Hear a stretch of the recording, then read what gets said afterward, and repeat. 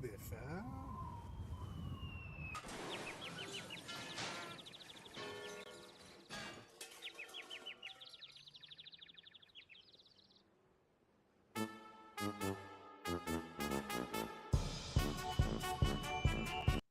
Good evening, everyone. We have a chill night by the fireplace, where old men will talk about how to assemble your team. Prince style. Assemble your crew, sorry. But we're going definitely got to assemble your crew. We're going to assemble your crew. But it's a big thing on this. We've had a couple of people ask about it, and we've had multiple people talk about it, because there's a lot of things that go into it. I mean, while we were waiting to go live tonight, I was talking about the team event that I'm going to next weekend, which is the Gemhammer Death Machine Kung Fu 2000. There can only be one tournament. I'm almost positive, as usual, that is the actual name of the tournament.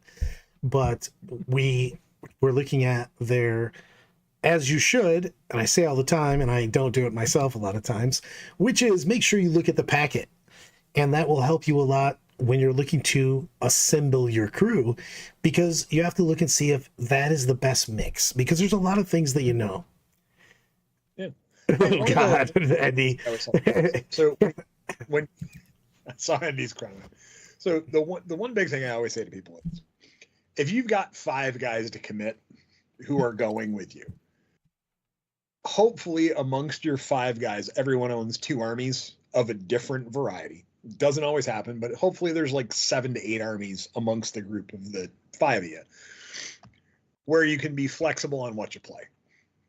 Because if you've got 5 guys, all 5 guys only play one army. They all have, number one, they all have to be different. But you need to know your strengths and weaknesses as you go in, and part of that is reading the player packet. Well, let's pause real quick for a lot of people that don't know. So in a team tournament, you can only bring one of each faction.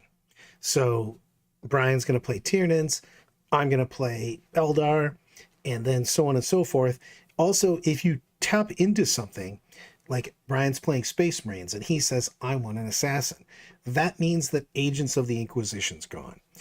If I'm playing Chaos Knights and I say, I would like to bring Nurglings, that means the Demon Book is also gone, which means that your Death Guard doesn't have Nurglings, your CSM doesn't have Nurglings. So you do have to watch out for armies that take 2 or 3 books away. Is that a good pick? Now, the way that you go ahead and do this, which is, we'll get into the player pack in just a second, I'll let Brian continue, but this is how you do pairings. Both of us put out one blind and we flip it, and then you put 2 attackers, and then the defender chooses one of the 2 attackers and he refuses one of them. But then he also gets to choose a table, and this is one of the biggest things about looking at the pack. For instance, my pack this week or next weekend has 2 tables that are fairly dense, 1 kind of medium, and then 2 that are wildly open. So you have to look at terrain and be very wary of it. We'll go into this in detail soon. Go ahead, Brian. I apologize. I just want to get like a how teams works. And so on the how teams works, first thing, 5-man, 8-man. All right, that'll tell you in your player packet, but typically it tells you from your entry fee. But when you get to that player packet, the first thing you got to do is read, if they're using the WTC, code, you got to learn the WTC pack. Or they're going to tell you in there what their team expectations are and what they want. Like Brad said, the elimination of books. Sometimes for some people, they go, hey, Space Marines is, you can bring 1 Space Marine. Doesn't matter if it's Blood Angels, Dark Angels, whatever. And that eliminates a book. And it's those things you have to look at when putting your team together. And as Brad and I have always said, sometimes you are limited by what armies you're owned by your buddies, by the group that you've got together to do it. But you guys kind of have to, everyone has to be liable and flexible on how to construct their armies. And then from there, it becomes more advantageous. So Lyle's talking shit to me. Also, Lyle, do me a favor and text Tom about that, because that makes me sad. Uh, I definitely pick my teams on who can carry me, but physically carry me. Somebody definitely has to bring my army, Zoobs. And Lyle's talking shit to me because he's been telling me for 3 weeks to make sure I looked at the tables. And then when I finally looked at the tables, I immediately called Lyle and went, "Hey, man, why did you tell me about these tables? This is bullshit." So, and that's one other thing you have to have is a committed captain of your team who is able to wrangle the 4 to 7 other personalities together to form some cohesive team. Now, if you are going for strict competitiveness and want to be uber competitive and ultra competitive, you need that. You need someone to wrangle the team. Well, you need it, period, though. To be honest, whether you're going as super casual, super competitive, or anything in between, somebody has to be in charge of logistics. They just have to. You have to have the guy that's going to get the list together, that's going to figure out who's playing what.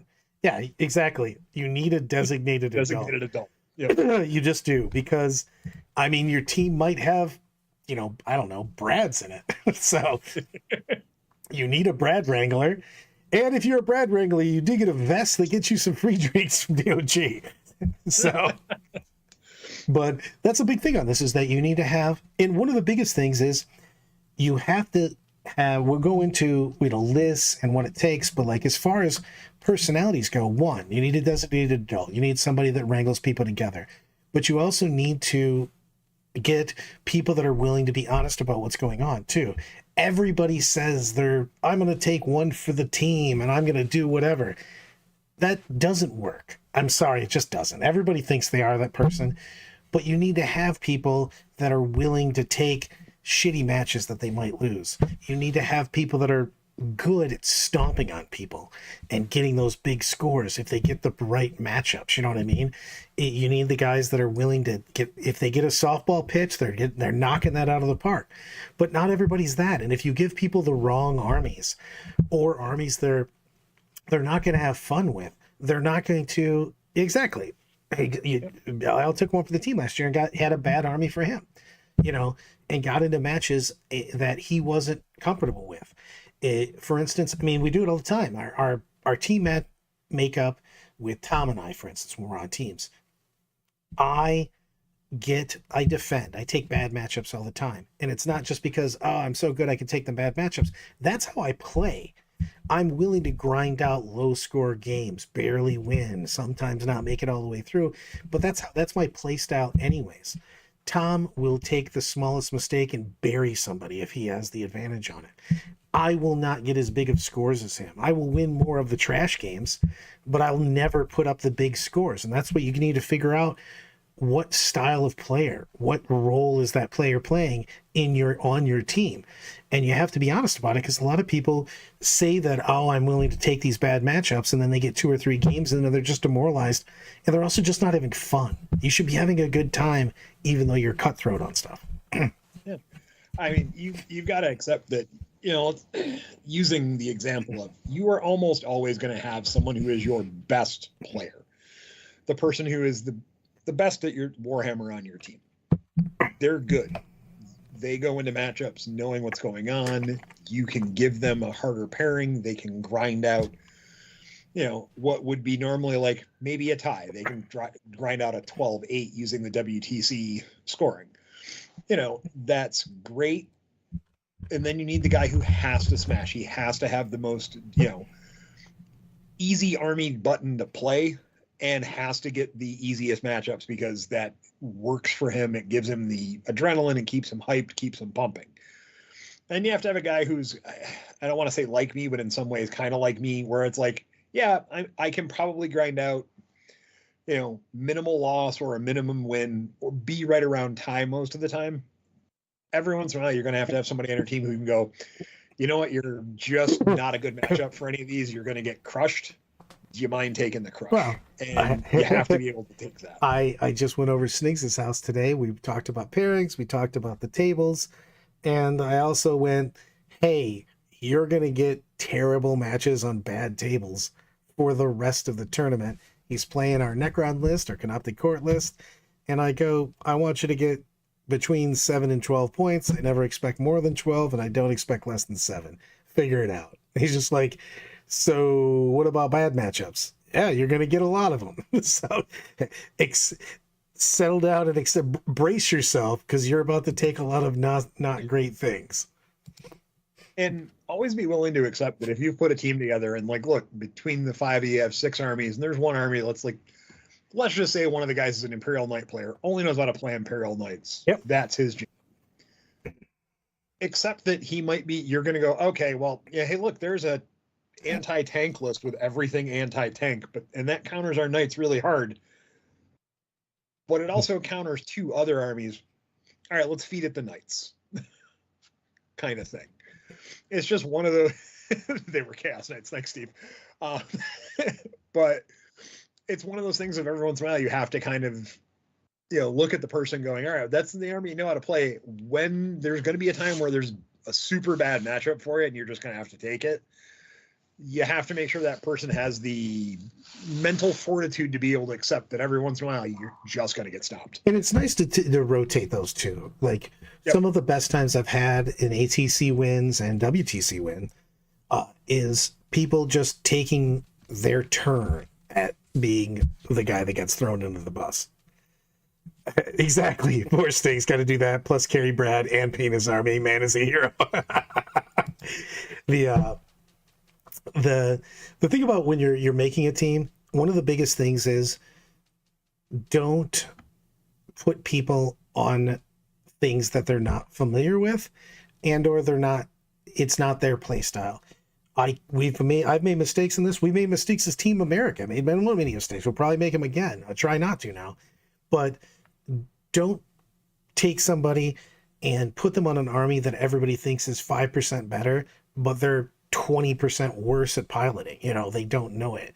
If you've got a faction expert and it's slightly worse than the top army that you don't have, but you don't have anybody play it, let them play their faction specialty. They will do better over the course of the weekend, for sure, than if they just take what is the best army and just try to play that. And that's one of the things that I learned doing teams for a while is, you know what? Yes, these are the X best factions in the game. But man, we'll just use the name Jim. Jim's really good at running sisters. That's his thing. That's what he knows how to do.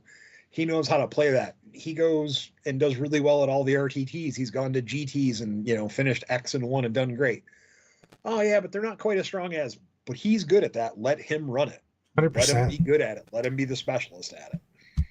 And there's a big thing on that, because a lot of times those guys end up being the guys that defend, that take the bad matchups, because they know their army so well and they've been playing it. They've been playing against these other top armies. They can win against them. One of the other, one of the other biggest things is you have to know your expected outcomes and be able to explain them to your team, your captain, whoever's doing your pairings for one. And learning how to play team is a lot different also, because everywhere right now in singles, you go for it. You're like, I have to win, go for the win, because if I lose, it's just a loss. In teams, you're playing for points, and it's really hard to turn that off, to go, oh shit, I'm playing Brian. The game is a bad matchup for me, and the game's starting to get away from me a little bit. And now I should be playing for points, not the win. Because a lot of times if you take a losing situation and you go for it, you get destroyed. In singles, you're like, whatever. A loss is a loss. A 1-point loss is the same as a 1,000-point loss. That is not the case in teams. I need every single point. So you need to go, well, it looks like I'm losing, and now I'm going to lose by as little as humanly possible. I'm not going for it all. Well, it's like one of the things I've tried to express to people, and this is not just in teams, but in singles and everything else. It's tough to be a Brad. It is tough to jump from top tier army to top tier army to top tier army. Number one, the fiscal side of things, if you're not as lucky as Brad and can get everyone to bring you an army.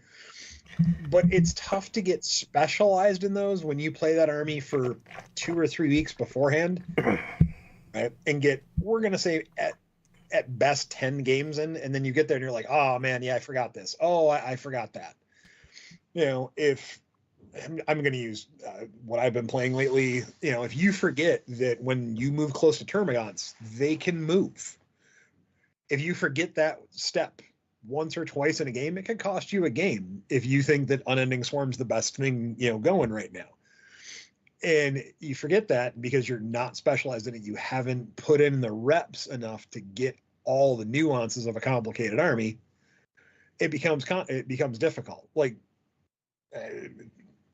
I mean, not that there's 100% a top tier army right now, but like for Marines, that Vanguard list, there's a lot of moving parts. Oh, Jesus. You can't just put No. any Marine player on that. Oh, yeah, you played Marines, you'll be able to play this. You see the differences in the play, too, because that Army 1 is done well. I did well with it. Lennon did well with it, you know what I mean, and won tournaments and went, X and 0. But, like, excuse me. But you saw that the Vanguard just wasn't winning at a good percentage because it takes a lot of skill to operate that at a high level. And also, one mistake can just dumpster fire you. It's a big deal on that. And the thing is that you have to be, especially if you're captaining the team, you kind of got to know your players and you have to know what they're good with, not just what everybody says. Now, everybody says, I'm awesome, I'll take one for the team, I'll do this and this. And like, no. What are they actually going to play well? What is their style? What are they going to do? Are they okay with also taking it to the face a couple times? I'm gonna use an example. We'll use a hypothetical team out of a bunch of the DOG guys. So let's say you got Brad, Tom, Crawley, myself, and Sean. Now there they go. Super Chat's totally on. Oh God, probability 1 out of 9. Go blue, go moo, go boo. Hello. That was a good one. I like that one. Well, but let's say you got that as a team. So you've got Brad that can hop around at pretty much anything. Tom is a master, super aggressive person. Crawley kind of has the ability to hop around on a lot of things. And me, I have a faction specialist at Tyranids, but I can also play a couple other armies. You then have to look at everyone's play style versus what's good, what armies are available to the group, and what fits. Hold on, we will go to it for KI. Lyle goes, you literally give me a new army every time. And whose fault is that, Lyle? Be a faction specialist or get a new army.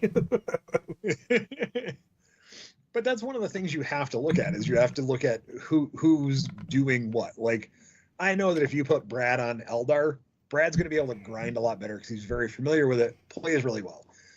If you give Tau to Tom, especially new Tau, he's going to cowabunga, have a good day. Yes. Then you can look at, what does Rice play really, really well? Right? What's Rice's main army?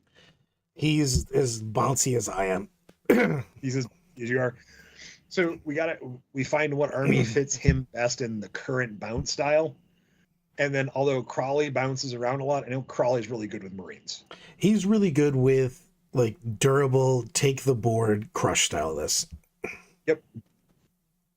Like he will play big blocks of crap that just stand on things and just do it, where Rice and I need to be trash lists everywhere, bouncing all over, MSUing everything. Yeah.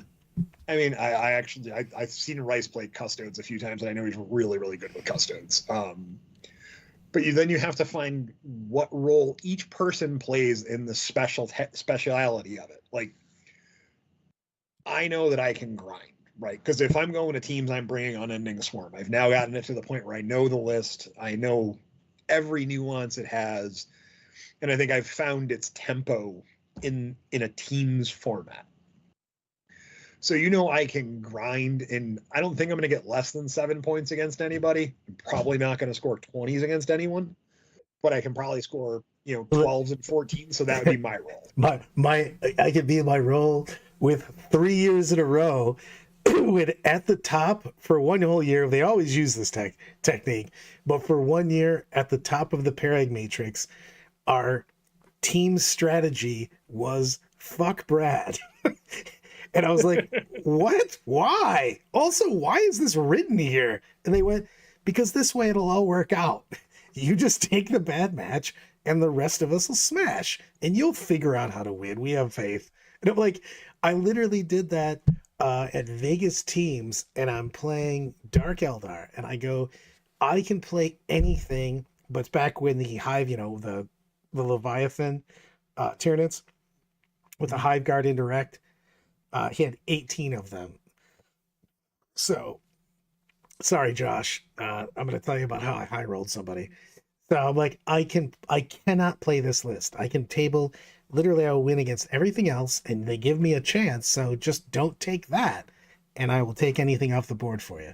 So he immediately puts me into 18 Hive Guard. I go second, and I proceed to roll the most 5-up I've ever rolled in my whole life. And I win the game. Sorry, Josh. And I, of course, told people while he was standing next to me, I'm like, I'm just skills, man. That's how I won that game. And he was about to stab me, which was fantastic. But I walk back and I'm like, dude. And he's like, yeah, you won. I thought you were going to win all along. I'm like, I don't even know what's happening right now. Like, why are you accepting that this was a real thing? It's like, yeah, I thought it was always going to happen. But the thing is that you can, as long as you have somebody that's willing to do it. If you can give 4 good matchups to your team and take 1 bad matchup, I'll do that all day long. Because in the end, it doesn't matter. And I'll say this again to people. I do not like individual awards at team tournaments because it doesn't matter how you did personally. It's if the team wins every, you know what I mean? How the team did. How many points the team get. Did you win as a team? Cool. That's the best part about teams also, everyone, is you can have a shit tournament because you took all bad matches, but every single round is basically a new tournament. If I lose a game, I'm kind of disappointed I can't win the tournament anymore. I'm like, whatever. But in a team tournament, it doesn't matter. You're like, Brian walks up and goes, hey man, get your head out of your ass. We literally have another round. We just won that round. Boom, get going. Or win, loss, whatever. But every round is basically just a whole new event, basically. And it's great. Oh God, share that old man no move bug list with. I will do it for sure. I love that list of just standing there. It was a triple Norn, triple Horospex list where you just basically do it up with each objective and then just stand there and went go. I mean, one of the things that I know you like about teams and I like about teams is you're not going to get as disappointed if you get a draw or a tie, which you just discussed a little bit. But one of the things is, as you move forward, yeah, you might have one game where it's like, yeah, you took a little bit, but you put yourself as like, hey, yeah, I really got this one, but you get a 14-6, right? And you're like a little bummed, like, oh, I could have won better, but you go, and your team looks at you and goes, yeah, but we won the round. You got points. And then there's the guy on the opposite side of the thing who goes, yeah, man, I got slammed the slam. I only got us 4 points. Yeah, but we won the event because 2 other guys got 20s. It's nice because you can have other people help pick you up and carry you a little bit if you're having one bad game. Yes, 100%. And you got to get your head out of it. You literally got to, like I said, you got to get your head out of your ass on that. Because you can get bummed out that you had a bad game, you know what I mean? You did make a mistake. You feel like you let people down, and the rest of the team has to go, here's your drink, here's your slap, get your shit back together. We got it, you know what I mean? You got to play for the team. And I love that you can't be like, whatever, and kind of mail it in, because people are counting on you. So you have to be blessed. Yeah, Care. I saw that the Australians won with 2 Norns. If you look, Innis won an event about a month and a half ago, running 3 Norns. So it was. I do also think that Innis is trying to win with the weirdest shit he can possibly get. Innis is a really good player. Yeah, I mean, Innis is absolutely fantastic. I think Innis is just going, I think I can win with this wacky shit. Watch, hold my beer. Yeah, absolutely. So, but it's a big thing on this. And the thing is that, you know what? I'm going to back that up. If you want to have great success at a team event, here's a couple things that you have to do above all others. 1, you got to have fun, which means you have to surround yourself with a team that's going to let you have fun. So you have to have some like-minded people. Also know what you're trying to do. You know what I mean? You don't want half your team to be super tryhards and half your team to be people that don't give a shit. You can have half casual type people, but everybody has to have the mindset of why we're coming here. Sometimes it's just to roll dice and drink beers. Sometimes it's focus up. We've been doing tons of preparation. And sometimes it's somewhere in between. You know what I mean? So last year's ATC had a great time. We didn't pull it out, but man, we had such a good time at the Airbnb. We had like 20 DOG guys all in the Airbnb we just had this fantastic environment. We were playing lawn games and basketball, volley, we were just hanging out, having a great time. And to be fair, that was way more important than winning the event. You know what I mean? And it's not like I wasn't trying to win the event. We were trying to win the event for sure. But it's like I would really like to go up to the Ottawa teams tournament. Right? I have not even attempted to start assembling a team yet. If someone would like to go to the 8-man Ottawa teams tournament and they're in my area and would like to go, contact me, because I think that'd be fun. I have zero interest in winning the event. I want to go and hang out and have a good time with a whole lot of cool people. So, anyway. Sorry. I love Alan and Brandon over here. The best is Still Frosty Gaming. Your step 1, step 2, step 3 was how we won the North Carolina team event this year. And we were singing karaoke. And also Gator was singing karaoke. If I could have placed a bet, you know what? Alan literally places the world's wildest parlays. He's always like, I want to take these surefire things. Also, I want to bet on if my pancakes are burnt tomorrow morning and how fast this person gets across the street. You're like, how did you even get those bets off in these weird parlays? But we if you could have put that parlay out there that Gator was going to sing death metal in karaoke and they were going to be chanting his name at the end of it, I would have told you were insane. And apparently that just happens every time. So I did not know. Nice. See? But Zoobs, so one of the things that I can go ahead. Yeah, with Zuber, yeah, absolutely. The last time we went to the teams event, we had zero interest in winning, and we came in the top 5 going into the last round, which was fantastic. I actually got to talk about that with Eric Marquois again, and he was like, yeah, he goes, they paired me into your Tyranids with all your Hive Guard while I was playing Eldar. He goes, I'm not sure what they were thinking about, but those blow up transports. And I went, yeah, I still don't know what your team was thinking. So that's a big thing on that. What is it? No. Let's go into the actual things we went into the basics of making a team. Personalities, putting people in the right armies, looking over your pack, knowing kind of what's going on. Now, let's go into some specifics of how am I going to win this event if I want to win this event. One of the biggest things is you have to have people that know their army enough to give the person that's doing the pairings accurate information. I cannot stress this enough as the person that usually does the pairings.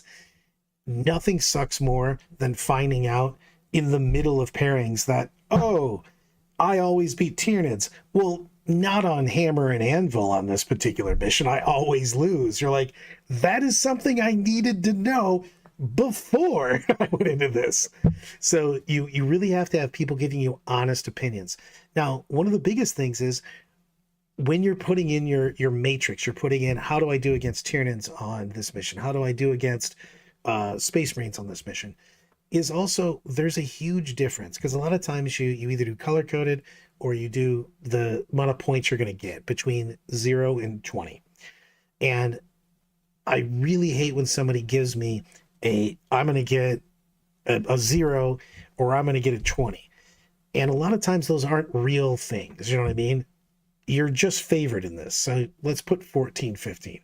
This isn't a 0. This is actually just, you're not going to win. This could be a 5 to 8. You know what I mean? Which is a huge different word, better of knowing it, because there are actual zeros for armies. You know what I mean? I'm going to get 0 points.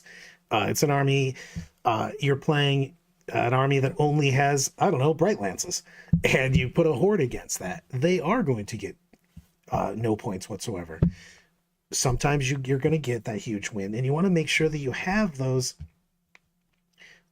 differences set up in your pairing matrix, because one, it's going to give your team a better chance at winning, but it's also going to get people in better games, more fun games, where they know exactly what they're supposed to do. So you have to put real things on that. One of the things I always say that like one of the hardest parts of getting a team together, especially for the 8-man teams, is you may not have 8 guys you're comfortable playing Warhammer with in your local area. So you reach out to Reddit, Discord, other groups, and you get people in. OnlyFans. Yeah, OnlyFans, whatever your mode is. Taking the time beforehand to group meet, talk about lists, and go over stuff with each other. But expectations. Discussion and have a frank discussion about expectations. And again, you need your designated adult to set that up and do it. Your team captain should be getting everyone together, get everything set up, and talk, whether it's on Skype, whatever 8,000 ways we have of communicating these days, and just talk about it and be honest. Like if one guy's like, hey, look, the only army I own is orcs. I need to play orcs. Go, great, you're playing orcs. Then figure out everybody else from there. Have that discussion. Don't be afraid to have that discussion. And if you have a guy who has 2 armies and he's like, hi, but I really want to play Chaos Knights. And we're like, dude, you've gone, 0-9 at the last 3 RTTs with Chaos Knights. Can you try your, Sisters of Battle or whatever? Can you try anything but that army? Yeah. And just be frank with them and just say, hey, look, if you want to go and you want to take every bad matchup and lose every game, we can do that for you. We can set you up with that army that you're not doing well with. But if you want to go and you want to win some games and have fun, go for it. Be brave enough to tell a guy his crazy scheme to make an Alpha Strike Tower army is stupid before he goes 1-5. I do love Francois described my Warhammer skills as fun. Yeah, like I got to give Zuber, the last teams tournament we went to up in Canada, he went in and during the time where Triptide was absolutely amazing, and he was running Eldar, and he was like, Brian, he goes, that's a really bad matchup on me. I'm like, Zuber, if you can get 4 points out of this game, it's going to be a good game. And I finish up my game. I come over and he looks at me and he goes, I think I got 14 points. It's strong. Yes. And he did. He beat Triptide, and he was. It was just a great game for him and by him. Played tactically super sound, and every once in a while you get one of those where you get a surprise out of nowhere. But it's great. I love teams. Again, everybody should know by this time that I wax poetically all the time about my love of teams, because of the fact that you can bring skew lists, because you don't have to play the thing that you're bad at. I mean, shit, I've got a list that I'll be bringing right now that I'll let you know what I'm not going to be playing? Hordes. So be really focusing on other things. So no one expects 120 crude in your deployment zone turn 1. Hells yeah. Crude body for the win. But you can really bring really skewed lists, because you don't have to worry about your bad stuff. But also you have to synergize. Your team has to have the ability to do things. You have to have someone that can take on all comers. You have to have someone that can take on the hordes. You know what I mean? And usually it has to be more than one, especially when you're talking about 8s, because you got to make sure that you can't be pinned into things. And doing things like practice pairings before you assign lists a lot of times is a big deal, because we're talking about changing a couple lists right now because we did practice pairings about things that we could face, and then went, ooh, on these maps specific to this tournament, these lists look like they're going to be actual anchors on us as opposed to bonuses. You know what I mean? And that's going to change because every tournament, not every tournament, but most tournaments are going to have different rules as far as what terrain they're bringing and stuff like that. What are the missions? Are they playing Purge the Foe, Ritual? They playing a bunch of things you're not you're not very good at. Well, maybe we have to change those lists a little bit. Yep. That is true. We do want crude all the time. I mean, who doesn't want crude? Crude party is internationally known to be the best party. Crude party, best party. So it's a big thing on that. Yeah. Look, I'm going to go with most team events. They bring one anti-horde army, right? It happens pretty much consistently. I'd say, Brad, from all your experience with teams, right? You always see one anti-horde army in the 8-man teams. What if you had 3 horde armies Well, in the 8-man teams? the WTC time, the year we won the Worlds, we basically just showed up with multiple horde armies, including mine and Nick Rose's, and the other teams just didn't have answers for that many hordes. So it was such a big deal in that. And you can come in. Pajamas has pushed multiple times for team events to just go, we're going to go all, super high toughness. We're going to go all hordes, things that people don't have enough of. Because there's a lot of armies that just can't handle bodies. So going in with a team concept is also a big deal, and a lot of times works really well. And sometimes you can get away with going with a team concept, like a horde team concept, and beat teams that have the more experienced, skilled players, or whatever you want to call it. You can get away with that by producing matchups that are super bad for the other team. Yeah. I mean, that's one of the fun parts of teams is you can have, multiple SKU lists that no one's ready for. Well, see, I'm going to go to KR because he goes, they be roasting your stumpy body over that fire preparing to feast. Here's the thing, as soon as the Croots started munching on me, they would know that they would get nothing but bad DNA, so they would stop eating me immediately. I would just be part of the party. Like, I'd get a couple bites taken out of me, and then they would realize that they're going to gain absolutely nothing from this. So, like, I'm pretty sure even the Tyranids would look and go, "That's not really good." We don't need to observe that shit in here. I don't want Gippy Carnifexes showing up next time. Oh, what is the zombie movie where they inject themselves with smallpox and stuff? The zombies. It's World War Z. World War Z. Very much I think everything would just run around Brad and I and go, no. Yeah, no, we're good. We're cool with this. Exactly. Who needs Brad? An hour later, we need more trash units. Exactly. Brad is secretly the anti-Nids weapon. They eat him and die. It's good, KR. The mosquitoes don't bite me. Thank you, chemo, for one small blessing. The mosquitoes are like, yeah, we're good, bro. No, that's radioactive. Oh, I love it. Time like goes, last team evented was super skewed, all armies, 2+, 4++. I mean, literally, that is such a problem when you go skew. And you can get away with it a lot of times.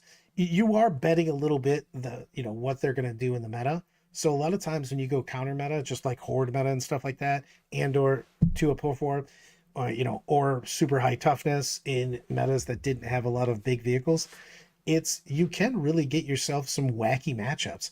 And the best is when you can get, this is my favorite, especially in 8-man events. If I can get my worst player on their best player with the worst matchup for their best player, fantastic. You're like, you see that guy just working at it. You're going, oh, this is terrible. You're like, I know. Tell me more. Your anger is fueling me. Wins the Outrider meta? Yeah, just never, dude. Those big fat... Frosty, I am so sorry that the Outriders just didn't get the love they deserved. I mean, they're never getting the love they deserve. That base is gargantuan. Not only have they been bad, but they're also hard to deploy. I mean, Pioneer bikes are like, Jesus, that's a big base. So, let alone you get 6 of them and a quad, right? And you're like, all right, so here's a quarter of my deployment zone. Yeah. Also, you can't go through walls. So, while you're on WTC terrain, you got to drive around everything. Yeah, like in far, by the way. It's going to be a while. Yeah. It's going to take you a few minutes to drive around every 12-inch base. Not really sure why Skype just decided to tell me what's going on in the news today, but that was weird. But Yeah, that was very strange when I hopped on. It's like, hey, look, there's a news article for you. yeah, it's like Thanks. I needed to not read that. yeah. I'm all for Outriders and Reavers. Jesus, you're gonna. I so want Reavers to be good. I have 20 something painted of them. You mean Batman? If they all aren't painted like Batman, what are you doing? You know, they're Ultramarines, so they're Just saying. I mean, basically, they are Batman, so just accept that. I mean, they have grappling guns. Yes, and they have utility belts. Exactly. They're literally Batman. And they have grenades on their chest. They're Batman. And they have about the same hand-to-hand weapon. So it's just nothing. You mean a pocket knife? I mean, they are basically punching people. So it's like they have a combat knife. What's that do? Nothing. Absolutely. Also, why do you have a? But it's a knife. Oh, is it a power knife? I'm back in the Horus Heresy. One of my favorite things. No. I'm recording for lore tomorrow. I'm recording basically what goes into making a Space Marine, and once you actually read all the things that go into a Marine, you will be so pissed when you put a unit of incursors or something on the board and they get instantly killed by a unit of guardsmen. And you're like, but they have all of this shit. They're basically superheroes with acid spit and they could never die. They could regenerate and poison doesn't affect them. You're like, well, in the game, everything affects them and they die very quickly. You're like, yes. Yeah, I would definitely say Ned's dead. If you tried to make an all Outrider list and say the Outriders had to stay, no, that is a no. That doesn't get picked. Ooh. Outriders are bad, kids. I mean, when did we get those? We got those what? In the Indominus box? In the Indominus box, and they have not been good. They have been terrible. 2 editions, so I'm gonna go with an 11. It's usually every 3 editions something that was terrible. I mean, 8th, 9th, and 10th they've been bad. So just 11th, you're going the 4th style. 11th maybe. You know, you never know. I mean, those are bad. All I know is I've got to pour a little one out for the Age of Sigmar players. If there's anyone that's listening, you guys just got the first treatment of Legends. Oh yeah, we are AOS 4th right now. Yeah, so sorry about that, folks. Just remember that not everything stays dead forever. 40K has proven it. I mean, except for Outriders. Yeah, I see that. Literally, we're gonna get a new book that's just gonna make them buck. It'll be White Scars or something. Like your Outriders are strength 11 on the charge, AP 8. If you give them a special kind of Outrider chainsword that's like AP 1-2 damage, maybe. If they do impacts, Zoobs has it. Outriders need to impact mortals. That would help. Yeah, like a billion%. I mean, man, they're bad. What's the worst? You know what? I'm just gonna have people write it in, but I'm gonna put it in poll form. Hold on. Tell me what's the worst. What's the worst unit? I'm going to put it in poll. You can't say use word in the. Go with the worst Space Marine unit. I'm just going to say worst. Okay, Outriders. What's the other choice? What's my next choice? Give me another bad unit. There's so many. Come on, people. Give me a bad unit so I can make this poll happen. So we've got Outriders, which are just god awful. I mean, the bunker, Jesus, the Hammerfall. You know, I'm putting the Hammerfall bunker. Hammerfall bunker. Reaver Marines are actually fucking terrible. We just were talking about them. Need one more. Tacticals. The Fire Strike turrets are also bad. Saint Guard aren't bad. They're just wildly overpriced. There are so many bad. There's a lot of bad units in the game. You're gonna just not. Lyle, you're gonna get fought by Kenneth over saying Corbulo. Now, what's the worst special character in the game? I mean, it used to be what's his face from the Emperor's Children. Oh, he's still really bad. Lucius the Eternal? Lucius the Eternal. In a playtester meeting at one point in time, they said, what would it take for me to play Lucius the Eternal? And I said, he'd have to be free. And I go, and then I don't know if I take him because I don't want to give up the assassination points. Yeah. I mean, he's bad. The best is the fact that he's supposed to be this like crazy duelist that never loses, and he's just got punked by so many people, even in the books. There's so many bad characters. I mean, even just in Space Marines alone, there's a lot of bad ones. Well, Gabriel Seth Lyle is only his stats aren't bad. You just lose so many of the other cool things by taking him. Yep. Flesh Tearers just don't have enough of their individual shit. It's just him. So, Yeah. We're really getting a disparity in the votes here. The Hammerfell Bunker and the Outriders and Tack Breeds are all tied at 29%. I love this. I love that we're like, no, this is so much worse. Okay, so Uthar's not a bad character. You take that back. Custodes have no bad units, just less good. I mean, you're not wrong. The funny thing is when you look at the fluff versus what actually happens on the table, because Custodes literally just cleave through Marines in the fluff like Sauron, just smoking people. The Tau gun rig's better than the Hammerfall Bunker. The thing that moves forward? Yeah. The moves. Tide Wall? Yeah. Yeah, as they say, because it at least moves. Unlike the Hammerfall Bunker that's just stationary. It's also shitty. Ugh. The Hammerfall Bunker is bad. And I wanted it to be good. It kind of looks cool, to be honest with you. Yeah, but do you own 4? Oh, Jesus, that is true. KR, like and subscribe. No chance Brad gets it twice in a row. Thank you, everybody. Please like and subscribe. It totally helps the channel, get us up in the analytics, and it helps us continue to make content. Fuck it. I have talked to aliens. It helps me make contact with extraterrestrial life forms who have also told me that I should say like and subscribe more. They came down from a different galaxy just to tell me that I'm running this thing like a trash. So, Brad, as we go through all the teams events that we have coming up, because with the 5-man teams, with the 8TC going on, with WTC this summer, and all things in between, right? Is it now the time where, besides America, for the first time, I would like to go with ever embracing team events? Are we going to see more teams pop up? Yes. You know, like more communities embrace that and start doing little team events? 100%, because I've seen so many more small events pop up. Like the event I'm going to, the Gemhammer event. It's a 20-team event, so it ends up being a big tournament. It's 100 people, you know what I mean? But you're going to see more and more of these smaller type events come up, because I feel like we're slowly starting to embrace what everybody else in the world has been playing, which is a lot more team events.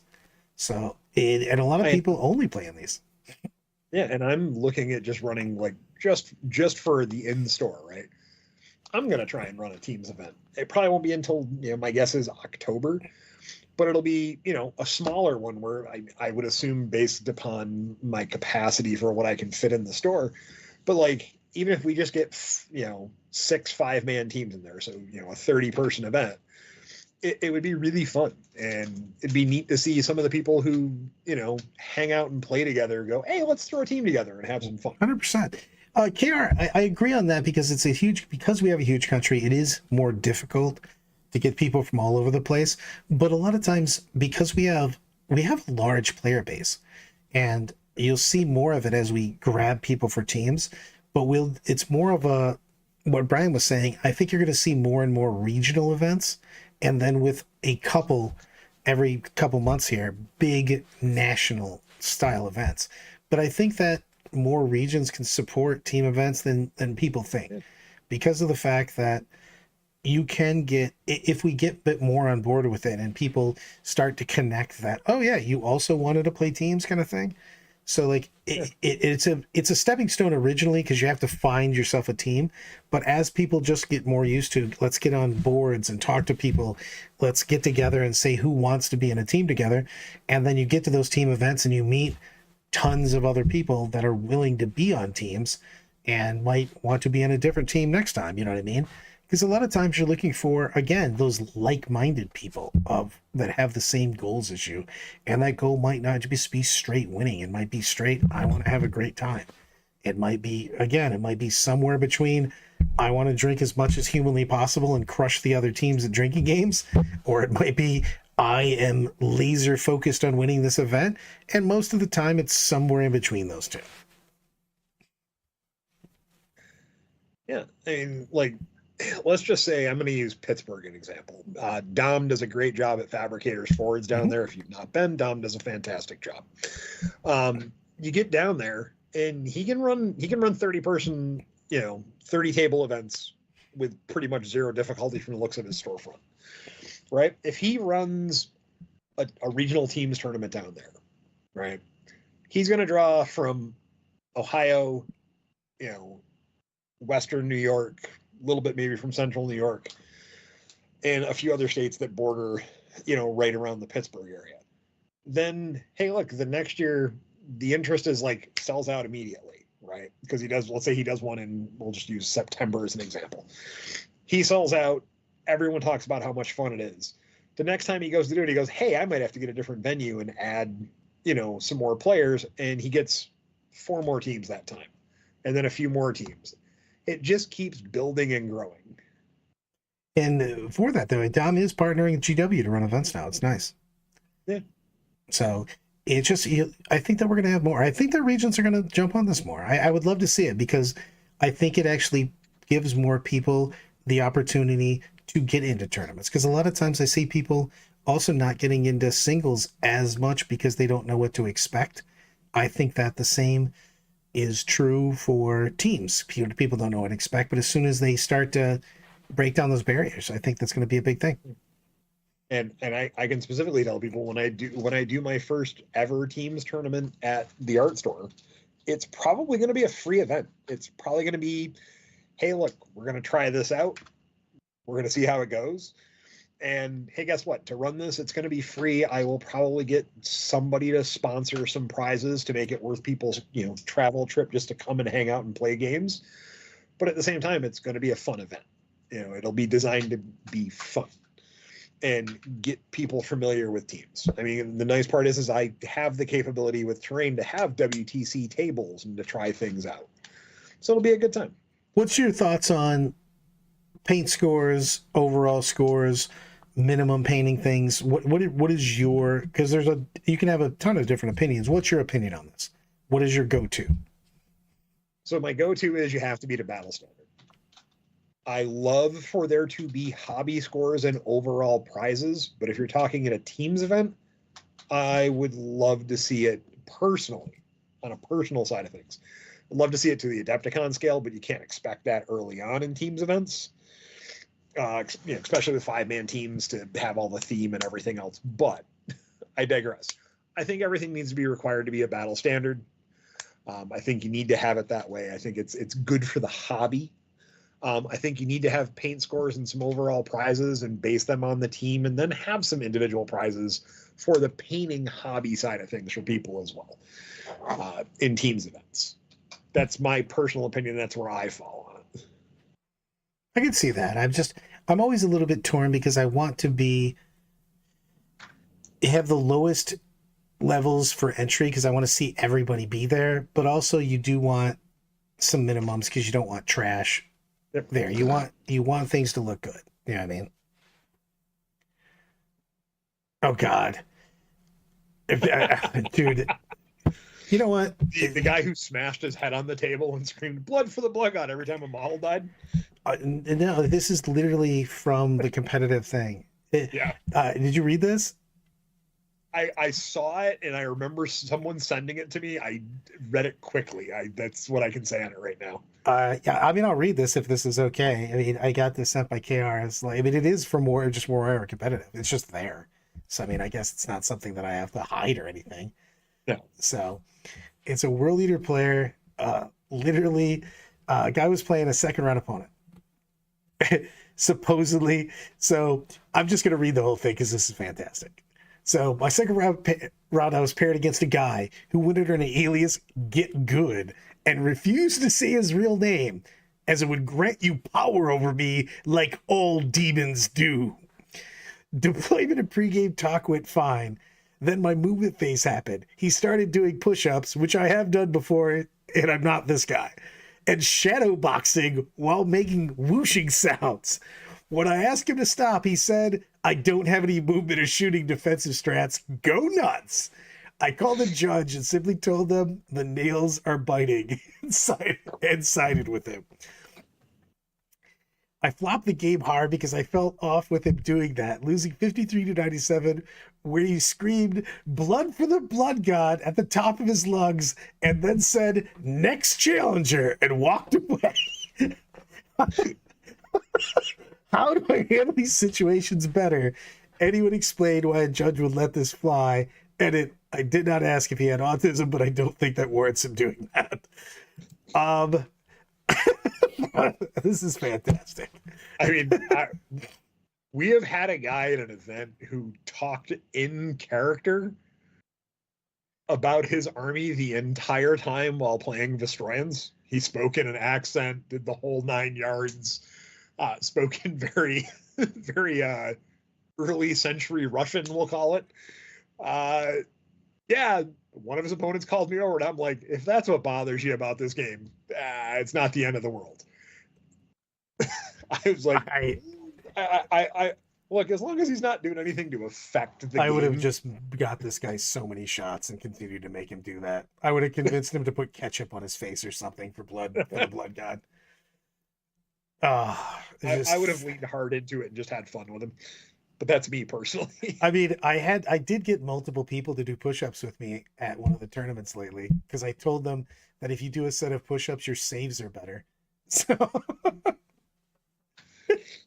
look, I had a guy one time playing in a game who was rolling his dice and just having a terrible time. He goes, oh, I'm gonna roll ones again.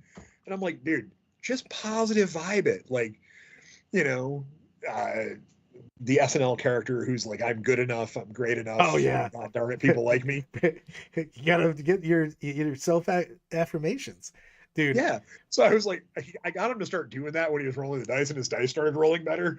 He may or may not have done it the entire rest of the tournament. So I love the Pate Celestine. I love this one.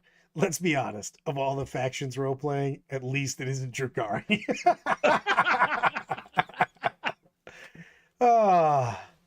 Oh, Jesus. On that note, Brad, promote things.